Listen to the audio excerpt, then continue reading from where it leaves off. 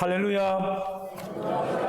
예, 아직까지 아멘 하시는 분이 계셔서 다시 한 번 더 합니다. 할렐루야. 예, 우리가 작년 원래 우리 할렐루야 하면 전도하기로 이렇게 구호를 정했는데요. 아무리 어렵고 힘들어도 팬데믹이라도 잘 보시면 전도할 수 있는 길들이 있습니다. 오늘도 이제 그런 내용들이 나옵니다. 성경 신구약을 이렇게 보시면은 큰 이 풍랑이 일고 배가 어려워졌던 경우들이 조금 이렇게 기록이 되어 있습니다. 근데 상세하게 기록되어 있고 우리가 기억하고 있는 기록된 것은 구약에서는 뭐가 있죠? 요나가 있습니다. 요나가 하나님의 말씀 불순종해서 어디로 육지로 어디로 가야 되는데 배 타고 도망을 가잖아요. 하나님께서 한번 갖다 엎으십니다. 성경을 보시면 큰 바람을 대풍을 하나님께서 일으키셔서 물고기가 나오는 장면 다 기억하는 장면이 있고, 신약에 들어오면 또 뭐가 있어요?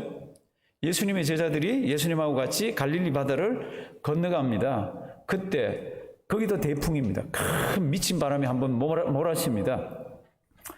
제자들 출신이 어부입니다. 이들이 죽을 고생을 하면서 노력을 해도 되질 않습니다. 그래서 어떻게 하죠? 주무시고 계신 예수님을 깨웁니다.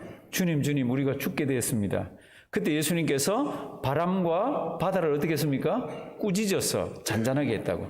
너무나도 잘 아는 내용이 기록되어 있고, 또 큰 바람의 사건은 오늘 사건입니다. 오늘에 나오는 이 바람 이름은 성경 퀴즈에도 아주 자주 나옵니다. 유라굴로라는 바람 이름까지. 오늘 이 사건이 큰 풍랑이 일고 바람이 일어나게 된 그 발단이 뭡니까? 발단은 아주 간단합니다.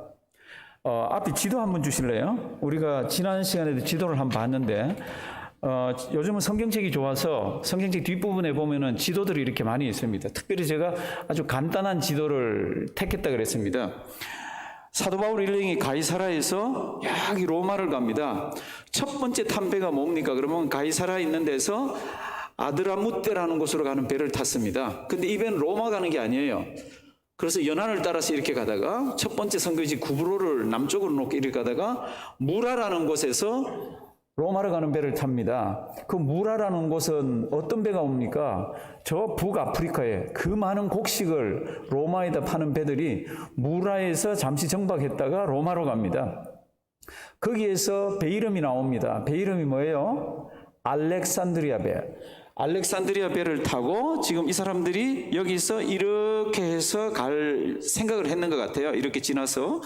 그런데 여기 무라라는 곳에서 성경을 보면 이제 출항을 해서 가는데 바람이 너무 거슬립니다. 그리고 자기들이 원하는 바람이 아닙니다. 그래서 성경을 보면 간신히 어떻게 하다가 일로 가지를 못하고 니도라는 곳에서 밀려가지고 이쪽으로 옵니다. 그래서 여기에 정박합니다. 여기가 어딥니까? 그러면 여기가 미항입니다. 제가 이제 사도 바울이 이렇게 큰 풍랑을 만나게 되는 그 발단을 지금 설명하면서 여기 미항에 와서 이제 미항에 오니까 더 항해할 수가 없어요. 너무 바다가 위험해서. 그래서 이제 여기서 이제 서로 의논들을 합니다. 우리가 어디서 겨울을 보낼고 과동할 곳, 성경 그렇게 되어 있습니다. 그렇죠? 여기서 미항이라는 여기서 이제 우리가 여기 지나든지 여기서 이제 한 3, 4개월을 지나든지 아니면 다른 곳으로 가든지 그랬더니 이제 바울은 이렇게 얘기합니다. 여기에서 더 다른 곳으로 옮겨가면 하물과 그리고 배와 그리고 생명에까지도 위험이 있을 수가 있다. 그러니까 우리는 여기 있는 것이 좋다. 그랬더니 선주와 선장이 뭐라고 그럽니까? 이 미항은 너무 좁다. 그리고 여기는 너무 불편하다. 그러니까 우리가 햇볕이 많이 들어오고 바람이 잔잔한 어디로요? 여기. 영어로는 피닉스라고 그랬죠. 페닉스라고 되어 있는. 피닉스에 가서 거하자.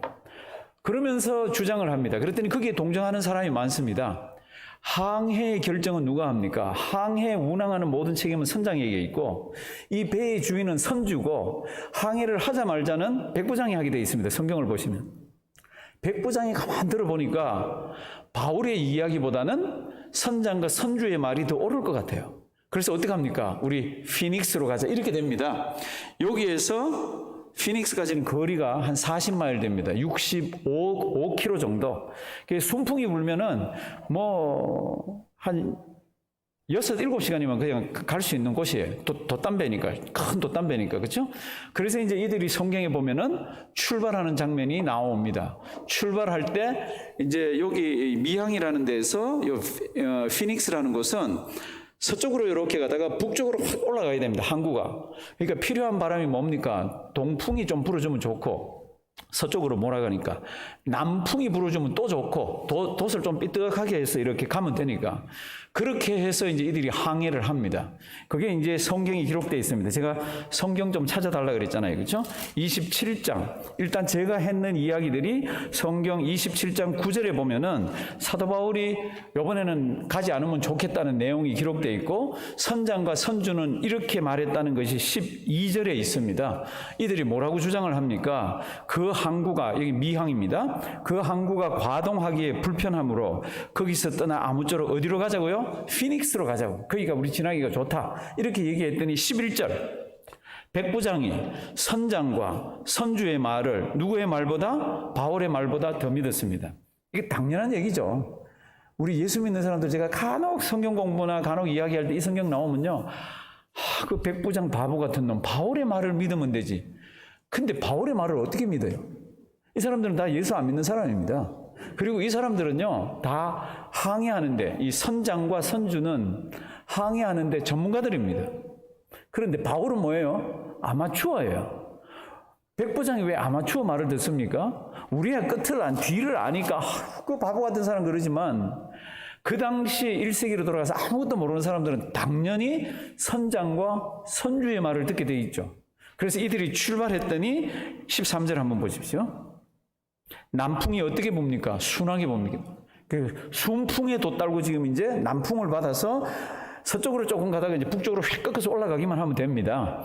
이제 이 사람들 아마 노래도 안 불렀겠어요. 성경에는 그런 내용은 없습니다. 막 순풍에 돛달고서 배 떠나간다. 그런 노래도 안 불렀겠어요. 산타루치아 있었으면 그때도 막 불렀을 것 같아요. 참 기분 좋게 이들이 지금 이제 항해를 이렇게 가는데 13절 남풍이 순하게 불며 저희가 덕이한 줄 알고, 덕이는 자기 뜻을 이룬 줄 알고, 아주 이 바울이라는 사람이 뭐라고 했는데 아무것도 모르는 놈이 이번에는 안 가겠다 그러고 그랬는데 이제 자기 뜻대로 돼서 순풍이 불고 하니까 이제 배가 움직이잖아요. 14절 보십시오. 성문교절 2개도 아니고 3개도 건너뛰질 않습니다. 바로 14절. 얼마 못 돼요. 섬 가운데서 뭐가요? 유라굴로라는 광풍이 대자가니. 저 이거 성경 누가 번역했는지 참 잘하셨어요. 이 바람 이름을 뭐라고요? 광풍이라고. 광풍이 뭐예요? 미친 바람이지. 미친 바람이지. 어디 가늠을 할 수가 없는 거죠. 원래 유라굴로 뜻은 북동풍입니다. 북동풍. 이들이 지금 필요한 거는 이제 이 서쪽으로 가서 북쪽으로 올라가는 건데, 북동풍이라는 것은 위에서 내리치면서 이쪽으로 몰아갑니다. 그러니까 이거를 그냥 해석하면은 아프리카 있는 데로 가게 돼 있어요. 그러다가 좌초되고 그렇습니다. 그러면 이제 여기에 이제 선원들이 타고 있잖아요. 선장도 있고. 그러니까 이 사람들이 어떻게 할 겁니까? 어떻게 하든지 이걸 해서 피닉스로 돌릴 거 아니에요. 이제 성경에는 이제 15절부터 보시면요. 5절부터, 이거 광풍이라고 그랬습니다. 미친 바람 머리에 하나 넣어 놓으시면 돼요. 미쳤다는 바람이 미쳤어. 사람 같으면 그래, 대화라도 되지. 바람이니까 대화도 안 되고 지금 미친 바람이 불고 있습니다. 16절. 배가 밀려갑니다. 무슨 뜻이에요? 선원들이 그렇게도 노력한 거죠. 선원들이 어떻게 하든지 이거를 피닉스 쪽으로 돌리려고 그런 거죠. 그런데 배가 밀려 바람을 맞추어 갈 수 없어. 뭐라 그랬습니까? 가는 대로 두고 쫓겨갑니다. 출발해서 조금 남풍에 순풍이 불어서 그거를 달고 이제 조금 해안을 끼고 이제 북쪽으로 가기만 하면 되는데, 유라굴로 광풍이 불어 내리치는데 위에서부터 동쪽으로 몰아서 서쪽으로 이렇게 데려가기를 시작합니다. 아무리 노력해도 되질 않습니다. 그러니까 성경을 보면 이 사람들이 그냥 내버려 두었다고 합니다. 다시 지도 한번 보실래요? 다시 지도 보시면 이렇습니다. 여기가 미항입니다. 여기에서 사도 바울하고 이 사람들하고 의견을 냈잖아요. 그래서 여기 피닉스로 가면 이렇게 가면 됩니다. 거기 지도. 그런데 지금부터 바람이 내리쳐서 어떻게 합니까? 이렇게 가게 돼 있습니다. 이렇게 가게 돼 있는데, 지금 우리 이제 나중에 결과적으로 보면 여기 가 있더라는 겁니다. 여기. 근데 이제 피닉스에는 못 가고 거기에 있는 선원들과 거기에 있는 모든 사람들이 열심으로 지금 배를 어떻게 해보려고 그럽니다. 제가 지금 거기 선원들과 거기에 있는 사람들이라고 그랬습니다. 왜 그런가 하면 성경이 그렇게 나와 있어요. 지금 이제 생명이 왔다 갔다 하는 상황이라 넉넉히 볼 수도 없고 쉴 수도 없습니다. 다 지금 동참해서 움직여야 됩니다. 15절. 배가 밀려 바람을 맞추어 갈 수 없어 뭐라 그랬습니까? 가는 대로 두고 쫓겨갔다 그랬습니다. 그래서 15절 뒷부분 영어 성경 보면은 거기 우리가 등장합니다. 우리는 더 어떻게 해볼 수가 없어서 배가 가는 대로 내버려 두었다고. 16절 보시면 우리말에는 안 나와 있지만 16절 영어로 된 거를 보시면은 우리가 어떻게 했는지가 나옵니다. 16절. 가우다라는 작은 섬 아래로 지나 간신히 거루를 잡아. 지도를 보시면 가우다가 어딘가 하면 여기 조그만 글씨로 이렇게 되어 있습니다. 요 있는 대로 이렇게 지나갔다는 겁니다. 글로 지나갈 때 배에는 늘 구명 보트가 있습니다. 라이프 보트가 있습니다. 그걸 여기서는 거룻배라고 표현을 했습니다. 이제 글로 가면서는 거룻배는 밖에다 이렇게 다 묶어놨기 때문에 이걸 간신히 모든 사람들이 힘을 다해서 그걸 배 위로 올립니다. 왜요? 그게 이 항해하는데 물결에 스치지도 않고 나중에 어려운 일이 있을 때는 그 배를 타고 탈출을 할 수가 있잖아요. 16절 가우다라 하는 작은 섬 아래로 지나 간신히 모여 거루를 잡아. 거루는 라이프 보트입니다. 거루를 잡고 그 다음에는 그거를 다 같이 올리는데 누가 했습니까? 선원들만 한 게 아니라 영어로 된 성경 원문하고 이렇게 보면 우리는 누구예요? 거기 타고 있는 사람들이죠. 사도 바울 일행까지 전부 다 해서 그 풍랑치고 막 하는데 그걸 올리고 있습니다. 그런데 그 다음 성경하고 이렇게 쭉 보면요, 얼마나 풍랑이 세고 얼마나 이게 한지 해와 달도 안 보입니다. 그러니까 막 몰아치는 대로 자기들이 막 살려고 막 애를 쓰는 게 성경이 기록되어 있습니다. 이제 17절. 그 거루를 잡아, 거룻배를 잡아 끌어올리고 줄을 가지고 선추를 둘러 감고 어디에? 스루디스가 뭡니까? 스루디스는 모래 언덕입니다. 바다가 이렇게 있으면 그 밑에 모래가 쭉 이렇게 쌓여 있는 데인데 그런 데 가다가 박히거나 그런 데 가다가 박으면 배는 좌초됩니다. 이게 사구 또는 사주 또는 모래톱, 우리말로는 그렇습니다. 배가 그런 데 걸리지 않게 하기 위해 가지고 모진 고생을 하면서 배를 타고 가다가 하루가 지났습니다. 딱 하루가 지났습니다. 성경 보지 말고 무슨 일을 해야 되겠어요? 이 사람들이 하루 동안 이 폭풍 맞아보니까 이거는 이제 이제껏 겪어보지 못했던 겁니다. 그러니까 이 사람들이 하는 일이 성경에 기록되어 있어요. 하루 지났습니다. 18절. 우리가 풍랑으로 심히 애쓰다가 어떻게 해요? 이튿날 하루 지났죠. 이튿날 사공들이 뭐라 그랬죠? 짐을 바다에 풀어버려요. 사공들은 바다에 대해서는 전문가입니다. 이 짐은 뭡니까? 이 짐은 돈 되는 거예요. 이 짐이 뭡니까? 이건 아프리카에서 곡식을 가지고 와서 로마에 갖다 팔면 이득이 남는 거예요. 지금 이 풍랑 가운데서 하루를 지내보니까 돈이 문제가 아닌 겁니다. 돈을 다 갖다 버리는 거 있잖아요. 요즘 말로 하면 딱 먹을 양식을 제외하고 여기 지금 276명이 타고 있습니다. 굉장히 큰 배예요. 곡식도 가득 실었고 여기에 선원들도 있고 여기에 죄수들도 있고 로마 군인도 있고 여기에 우이라는 사도 바울 일행 애틀리스트 3명도 있고 그리고는 아마 승객들도 있을 거예요. 그 사람들이 얼마만큼 먹을 수 있는 양식만 딱 빼고는요, 모든 배에 있는 짐들을 다 갖다 버립니다. 왜요? 배를 가볍게 해야 사고에서 그나마 조금 안전하기 때문에. 그래서 이제 하루 지나고 난 뒤에는 짐을 바다에 풀어 버렸습니다. 선주 얼마나 가슴이 아팠겠어요. 저거 빨리 로마에 갖고 와서 팔아야 되는데 그러고는 출발을 했는데 이게 아닌 거 있잖아요. 18절. 3일이 지났습니다. 3일째입니다. 3일째. 사흘째 되던 날에 무엇을 저희 손으로 버립니까? 배의 기구를 버립니다. 배의 기구는 성경을 연구하는 사람들도 정확히 뭔지는 모릅니다. 그냥 제가 이해하는 범위 내에서는 배에 정말 항해할 때 꼭 필요한 것들 있잖아요. 물건들. 그런 것들을 제외하고는 다 갖다 버렸습니다. 왜요? 이제는 뭐 살아야 되니까. 살 소망이 없으니까. 그게 성경이 희한하게 기록되어 있습니다. 그러면서 20절 보면요.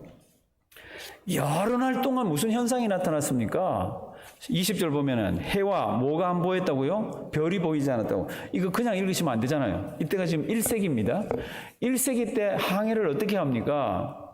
지금부터 한 1950년 전으로 쑥 돌아가서 그 당시에 항해를 어떻게 했습니까? 그때 나침판이 없었잖아요. 그럼 냄새 맡아서 가겠어요? 로마 냄새가 저기 있군. 킁킁 이렇게. 저기 파스타 냄새가 나는군. 그리고 갈 수는 없잖아요. 뭐 보고 가요? 해나 별을 보고 갑니다. 그런데 하나님께서요, 해, 별을 완전히 닫으셨어. 그러니까 뭐 출발해서 남풍으로 순풍에도 딸고서 가다가 그 다음에 대풍이 와서 광풍이 와서 이런 일이 있고 난 뒤에 하루 지난 다음에 모든 짐들을 다 버렸습니다. 3일째 되는 날은 꼭 항해에 필요한 것을 제외하고는 거기에 있는 물건, 기계들을 다 갖다 버렸습니다. 그런데 그 다음 성경 말씀 보면은 여러 날 동안 뭐가 안 보였습니까? 해가 안 보입니다. 별이 안 보입니다. 그랬더니 희한한 현상이 일어납니다.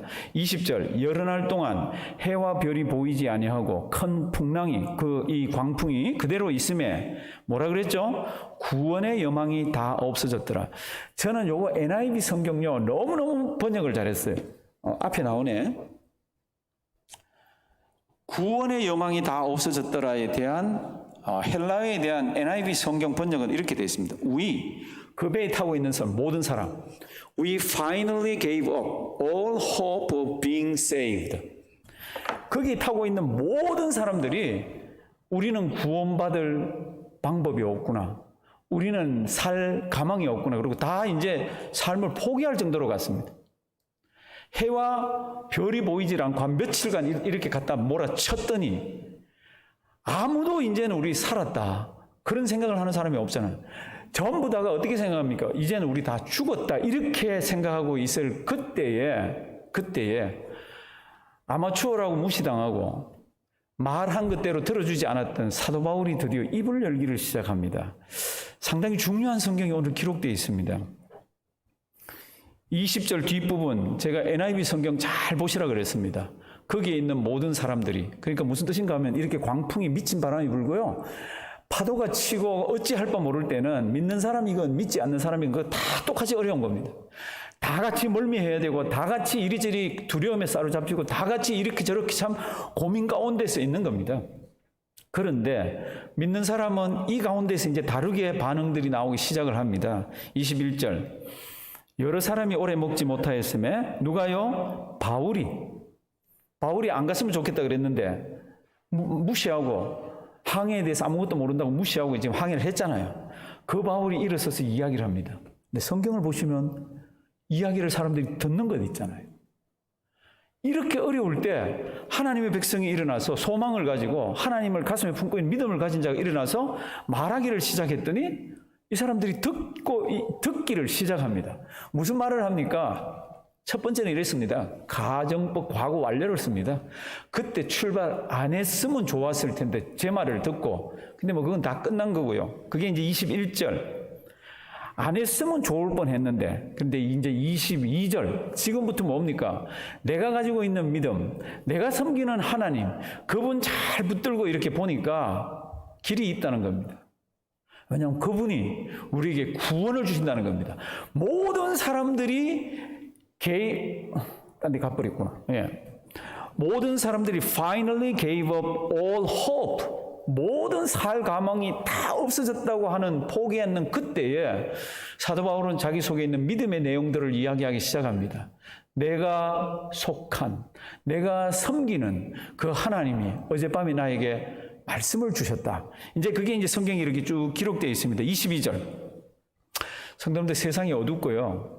세상이 정말 깜깜해서 우리도 막 힘들고 어려울 때 같이 어렵다고 주저앉아 있어서는 되는 게 아닙니다. 처음에는 그럴 수도 있겠지만 다시 묵상하고 기도하면서 우리가 세상을 향해서 주어야 되는 메시지가 있습니다. 그게 이제 22절. 내가 너희를 어떻게 해요? 권하노니 이제는 어떻게 해요? 안심하라. 성경을 연구하는 많은 연구하는 사람들이 이 부분에 재밌게 표현합니다. 이건 내가 너희를 권하노니 안심하라. 이 말은 의사들이 쓰는 말이라고 그럽니다. 우리는 그냥 우리도 쓰는 말이지만 헬라어로는 의사 선생님들이 환자가 너무 힘이 들고 너무 어려워서 의사 선생님 앞에 와서 사색이 돼 있고 어떻게 자기 몸을 어떻게 해볼 수가 없는 상황에서 의사가 염려하지 마세요.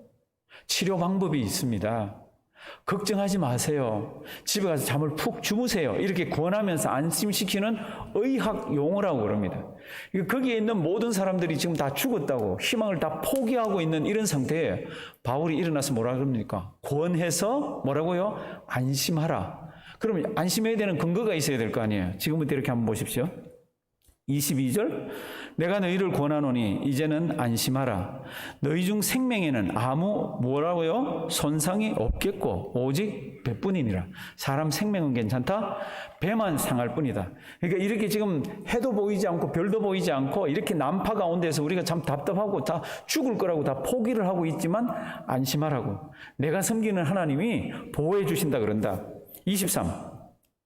나의 어떤 속한 바, 연필이나 표시할 거 있으면 그거 한번 표해 주실래요? 나의 뭐요? 속한 바. 그러니까 이런 어두움과 이런 광풍 가운데에서도 누구에게 속해 있는지, 누구를 붙들고 있는지에 따라서 이제 달라지는 거죠. 이게 나의 속한 바, 그 다음 뭐예요? 나의 섬기는 하나님의 사자가 어젯밤에 내 곁에 서서 말했다. 성도님들, 우리에게도 이런 상황이 있을 수가 있습니다. 그럴 때 우리가 낙담하지 말고 우리가 끝까지 그거를 이겨낼 수 있는 것은 우리가 속한 분이 있어요. 내가 누구에게 속했습니까? 나는 하나님에게. 아마 우리 여기 현장에 계신 분들 중에도, 가정에 계신 분들 중에도 죽음의 문턱을 왔다 갔다 하신 분 계실 거예요. 그걸 어떻게 이겨냈습니까? 뭐 병 낫게 한 얘기를 하는 게 아닙니다. 그 고통과 그 외로움과 그 어려움 가운데서 이겨낼 수 있었던 것은 내가 속해 있는 하나님이 계시기 때문에. 나의 속한 바, 내가 섬기는 그 하나님 여호와의 사자가 어젯밤에 이야기를 하더라. 그 이야기가 24절입니다. 바울아 두려워 말라. 내가 가이사 앞에 서야 하겠고 또 하나님께서 너와 함께 행선하는 자를 다 내게 주셨다 하였으니. 사랑하신 성도 여러분들, 지금 해와 별이 보이지 않고 막 이 광풍 가운데서 배가 이렇게 추풍 낙엽처럼 흔들리면서 절체절명의 그런 어려움 가운데 있을 때 사도 바울은 뭐 했습니까? 그들을 도와주기도 하고 그들과 함께 막 노력도 하고 했겠지만은 사도 바울의 한 것 중에 가장 두드러진 것은 뭡니까? 기도예요. 성경 말씀 보면 기도했습니다 이런 게 없는데 사도 바울은 기도했습니다. 하나님만 붙들었습니다. 고린도 후서 1장에 가면은 요것보다는 한 3, 4년 전에 고린도 교회에다가 쓴 편지가 있습니다. 고린도 후서. 그 고린도 후서 1장에 보면은 어쩌면 이 내용을 염두에 두고 쓴 것 아닌가 그럴 때 이 내용은 그 지금 나오는, 앞에 나오는 이 내용의 한 3, 4년 뒤의 내용이에요. 그런데 한 3, 4년 전에도 이런 내용들이 있었습니다. 고린도 후서. 형제들아, 지금 고린도 후서 요 글이 지금 요 사건보다 한 3, 4년 전에 편지를 썼던 거예요. 형제들아, 우리가 아시아에서 당한 환난을 너희가 알지 못하기를 원치 아니하노니 힘에 지나도록 심한 고생을 받아 뭐까지요? 살 소망까지 끊어졌습니다. 얼마나 힘든지, 이게 배를 탔던 건지 아니면 돌에 맞았던지 그건 모르지만 살 소망이 완전히 끊어졌습니다. 그리고는 자기 스스로, 자기가 볼 때도 자기 스스로 어떻게 합니까? 자기 보고 사형 선고를 내립니다. 이제는 죽었다. 이렇게 사형 선고를 내립니다. 우리 마음에 사형 선고를 받은 줄 알았으니 왜 그러면 이런 상황까지 몰고 가고 살 소망도 끊어지고 살 소망도 없이 자기들이 마음에 사형 선고를 왜 내렸습니까? 내린 이유는 자기들 방법으로는 풀 수가 없으니까. 근데 하나님께서는 이것을 왜 허락하셨습니까? 그럴 때 이렇게 기록하고 있습니다. 우리 마음에 사형 선고를 받은 줄 알았으니 이는 다 같이 읽습니다. 우리로 자기를 의뢰하지 말고 오직 죽은 자를 다시 살리시는 하나님만 의뢰하게 하심이라. 아멘. 얼마나 고생이 심했든지 살 소망도 다 끊어지고 그리고는 자기들 마음에 이제는 우리는 죽었다고 사형 선고를 스스로 내렸습니다. 이건 피해갈 수가 없다라고. 그런데 나중에 그걸 피해놓고 피할 길을 하나님이 주셔서 피해놓고 그걸 가만 보니까 하나님 왜 그걸 허락하셨을까 봤더니 그 이유는 다른 것을 의지하지 말고 누구만 의지하라고? 살아계신 여호와 하나님만 의지하라고 이런 걸 허락했다는 겁니다. 이거 없으면 제일 좋죠. 이거 없으면. 우리 이렇게 힘들 때 무슨 기도하죠? 이거 없애달라고 막 기도하잖아요. 이거 없으면 좋겠습니다. 이거 빨리 해결됐으면 좋겠습니다. 근데 하나님은 다른 계획을 갖고 계세요. 무슨 계획이에요? 그것을 통해서 누구만 의지하라고, 하나님만 의지하라고, 하나님만 붙들라고. 사도 바울은 옛날에 이런 경험을 했습니다. 3, 4년 전에 편지를 쓸 때 보면은 오늘 이 일이 또 닥쳤습니다. 사도 바울이 어떻게 합니까? 제가 볼 때는 힘을 다해서 뱃사람들을 도와주고 힘을 다해서 함께 힘을 보태지만은 아울러 동시에 뭐를 합니까? 기도하면서 하나님만 의지하면서 하나님을 붙듭니다. 그랬더니 오늘 성경 바로 전날 어젯밤에 여호와의 내가 속한 나의 섬기는 여호와 하나님의 사자가 나타나서 이런 말을 합니다. 바울아 두려워하지 말아라. 내가 가이사 앞에 선다. 이건 전에도 나왔잖아요. 그리고 여기 있는 모든 사람들 생명을 다 너에게 준다. 24절 뒷부분. 너와 함께 행선하는 자를 다 어떻게 해요? 내게 주셨다. 이게 무슨 뜻인 것 같아요? 여러 가지 뜻이 있겠지만 제가 볼 때는 첫째는 사도 바울이 이제 살아서 로마까지 가잖아요. 이 사람들 너에게 줬다는 뜻은 이 사람들도 같이 산다는 뜻입니다. 또 하나 그 다음 뜻은 이 사람들 너에게 다 주었으니까 너는 이 사람들에게 어떻게 해야 됩니까? 복음을 전해야 되는 거죠. 이 사람들에게 하나님 살아계신 것을 이야기해야 되는 거죠. 여기 있는 모든 사람을 너에게 준다라는 뜻은 그를 권한을 하나님께서 바울에게 주시는 거죠. 그래서 이제 24절 너와 함께 행선한 자를 다 내게 주셨다 하였으니 그러므로 여러분이요 안심하라. 나는 내게 말씀하신 그대로 되리라고 뭐라고요? 하나님을 믿노라. 모든 신앙과 사건의 그걸 보는 것과 해결책의 시작이 어디 있습니까? 살아계신 하나님을 믿고 붙드는 겁니다. 순풍이 불건 광풍이 불건 미친 바람이 불건 풀 수 없는 상황이 있건 간에 하나님의 백성은 무엇입니까? 나는 내가 속해 있는 내가 섬기는 하나님을 어떻게 해요? 믿노라. 한번 따라 하십니다. 하나님을 믿노라. 하나님을 믿노라. 근데 그 앞에 뭐라 그랬어요? 내게 말씀하신 그대로 되리라고 하신 하나님을 믿습니다. 그리고 우리가 한 섬에 걸릴 것입니다. 이게 오늘 성경 말씀입니다. 사랑하시는 성도 여러분들, 성경은 생각보다 사도 바울이 2년 동안 가버나움에 있었던 거 굉장히 오랫동안 기록을 해놨습니다. 그 뭐 필요도 없는 것 같은데 그렇게 오래 했나? 그 다음에 항해하는 것도 뭐 섬들 이름이 막 나옵니다. 하나님의 말씀이 우리에게 주어졌을 때는 이유도 있고 우리 보고 보라고 그런 겁니다. 근데 이제 항해하는 내용도 꽤 많아요. 꽤 많아. 오늘 내용은 설교 제목이 이렇습니다. 드디어 로마로 두 번째잖아요. 설교 제목 뭐예요? 사명자를 태운 뭐예요? 배. 그 배는 나중에 깨어진다고 그랬습니다. 이게 또 배에 걸리고. 하나님의 관심은 어디 있습니까? 사명자입니다. 사명자.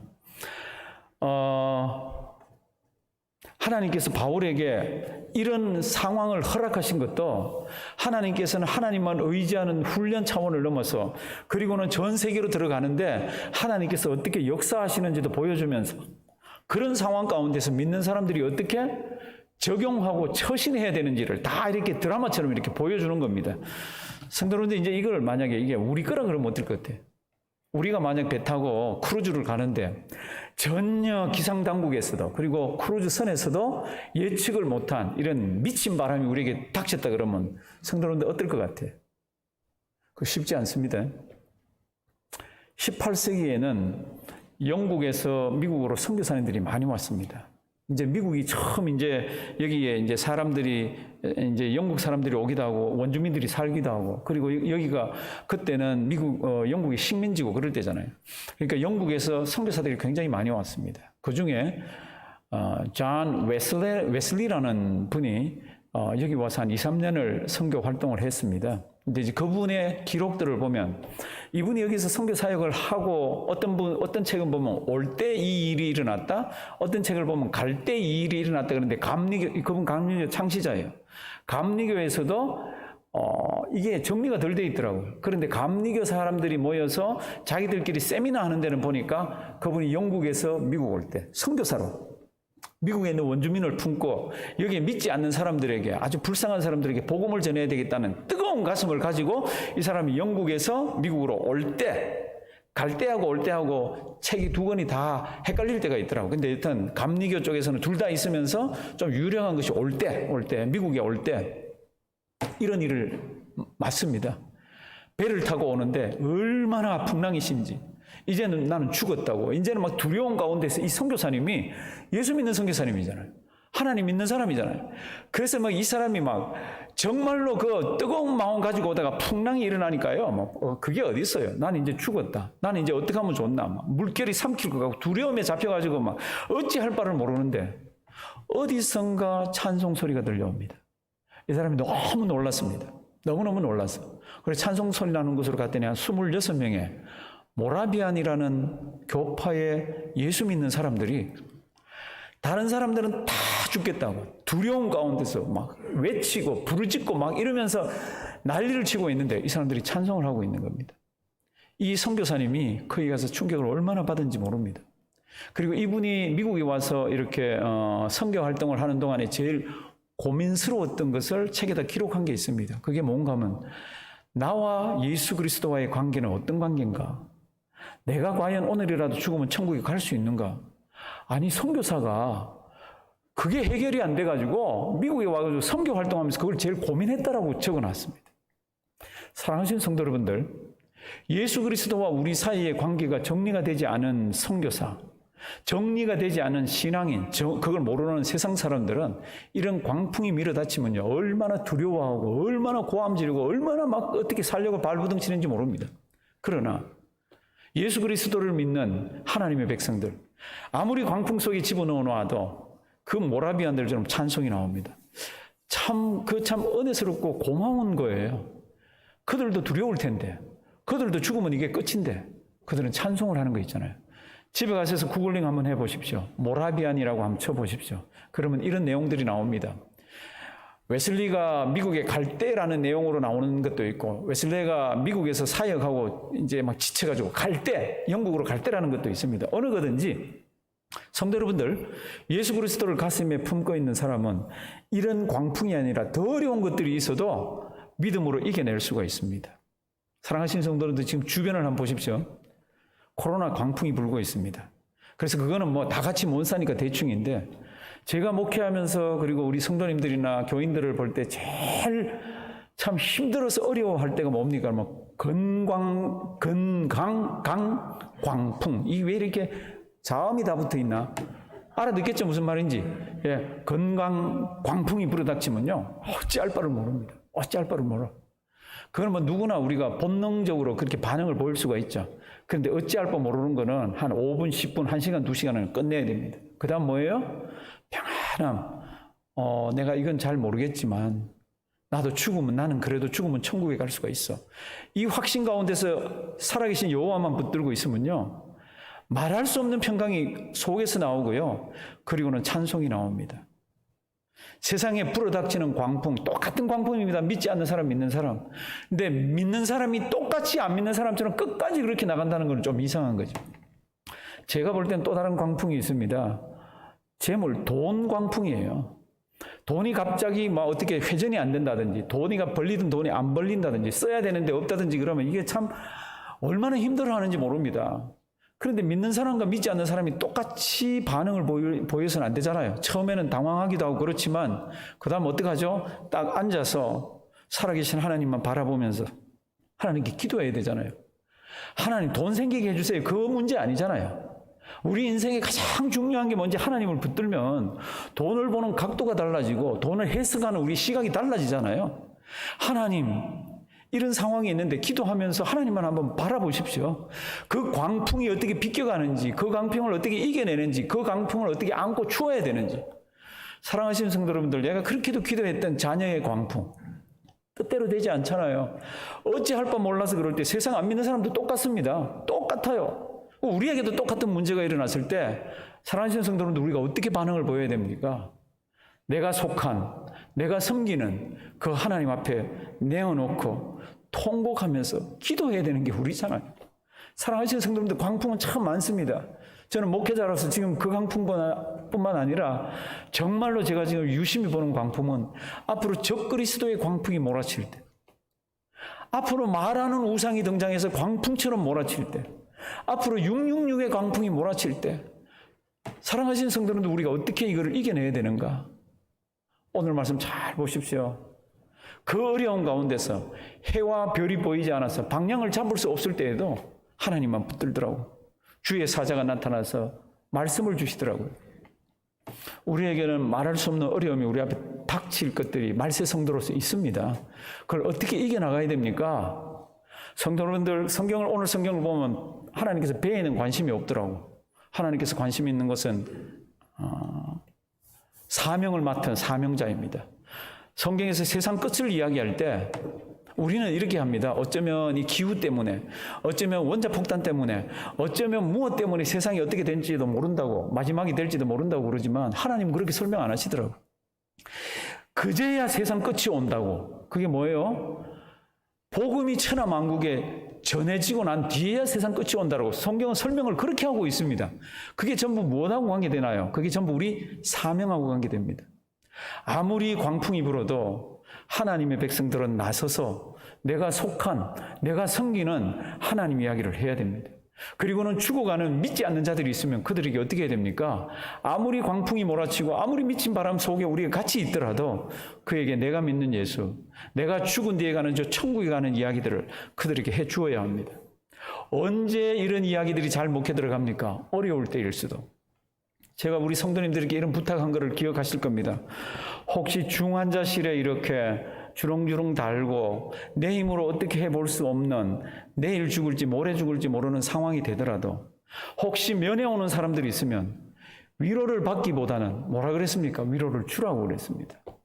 저는 괜찮습니다. 이렇다가 뭐 죽을 수도 있죠. 그런데 하나님 품에 저는 쓸 거를 확신합니다.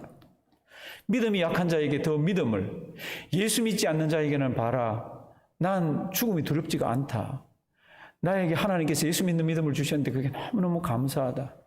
내 평생의 소원이 뭐였는지 아냐? 내 평생의 소원은 예수도 알고 하나님 더 알기를 원하는 거였다. 우리 오늘 그런 찬송을 불렀잖아요. 사랑하시는 성도 여러분들, 광풍은 이렇게 끝나지 않습니다. 팬데믹이 끝날 거예요, 언젠가는. 그럼에도 불구하고 또 다른 광풍이 올 겁니다. 또 다른 광풍이 올 겁니다.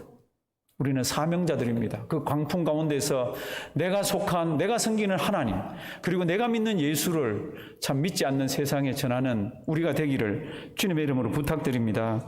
살아계신 하나님, 참 어려운 말씀입니다. 다 아는 말씀입니다. 그런데 광풍이 나에게 닥칠 때는 참 우리도 어찌할 바를 몰라서 참 몸부림치고 세상 사람처럼 살 때가 있는 것을 압니다.